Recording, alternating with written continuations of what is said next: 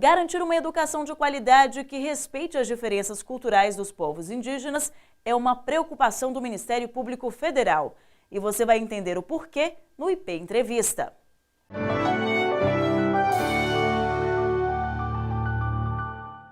Quem conversa com a gente sobre o tema é a Procuradora da República, Natália Lourenço. Ela é coordenadora do projeto do Ministério Público Federal em defesa da educação indígena. Procuradora, tudo bem com a senhora? Tudo bem, né? Gostaria de agradecer a oportunidade do programa Interesse Público de estar falando aqui sobre o projeto MPF em defesa da educação escolar indígena. De uma forma geral, como esse projeto do Ministério Público Federal tem contribuído para mudar a realidade das mais de 3.000 escolas indígenas mapeadas pelo Censo Escolar, realizado pelo Instituto Nacional de Estudos e Pesquisas Educacionais, o INEP. O objetivo do projeto é justamente verificar se os dados do Censo Escolar Indígena eles são compatíveis com a realidade. Então, nacionalmente, chegaram demandas para o Ministério Público Federal, especificamente para a 6ª Câmara de Coordenação e Revisão, que trabalha com a questão das comunidades indígenas, apontando falhas nesse estudo, né? Que os dados do estudo eles não eram compatíveis com a realidade, ou seja, o número de escolas indígenas, o número de alunos indígenas, a merenda escolar, o acesso à água potável, não seria exatamente aquilo que estava, né, constando nos dados do INEP.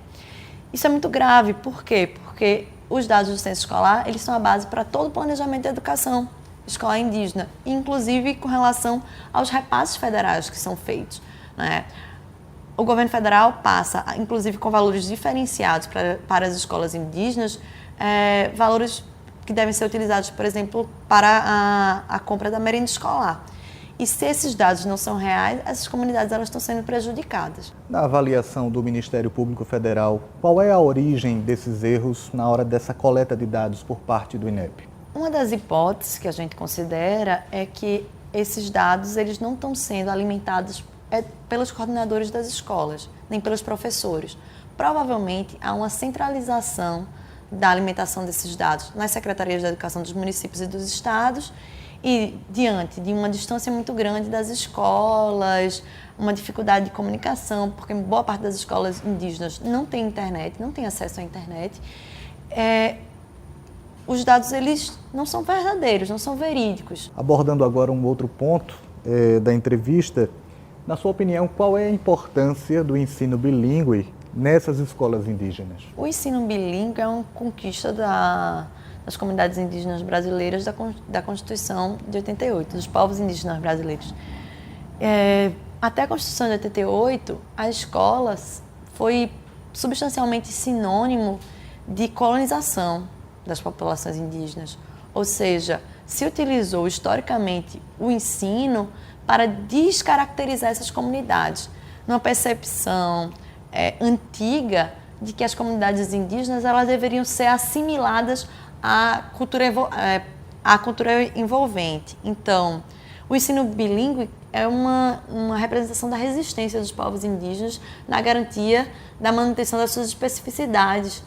Né? Há alterações culturais que são normais, nenhuma cultura é estática, né, dos povos indígenas, ela deve ocorrer dentro da demanda da própria comunidade e não imposta externamente, como aconteceu historicamente.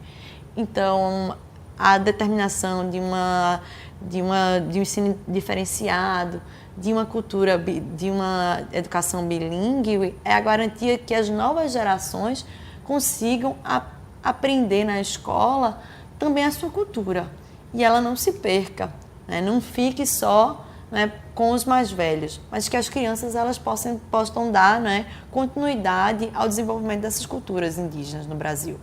Procuradora, a contratação de pessoal, professores especialmente, ainda é um ponto crítico para as instituições de ensino indígenas. O que é que está faltando para resolver essa questão que é tão fundamental? Esse problema realmente é muito sério, né? Considerando que como é que eu vou garantir esse ensino diferenciado sem professores em sala de aula?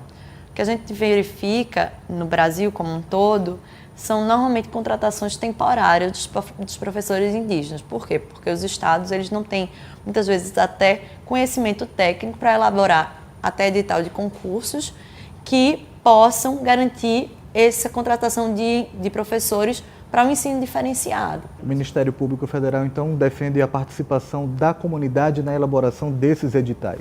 Isso, a gente entende que é essencial que as comunidades indígenas elas participem da construção, né, desses editais, até porque a Convenção 69 da OIT, que o Brasil é signatário, ela estabelece que todos os atos administrativos que impactem sobre as comunidades tenham participação da própria comunidade, e o concurso é extremamente importante para a educação escolar indígena. Então, as comunidades elas têm que participar. Procuradora Natália Lourenço, muito obrigado pela entrevista. Agradeço a oportunidade, isso sim.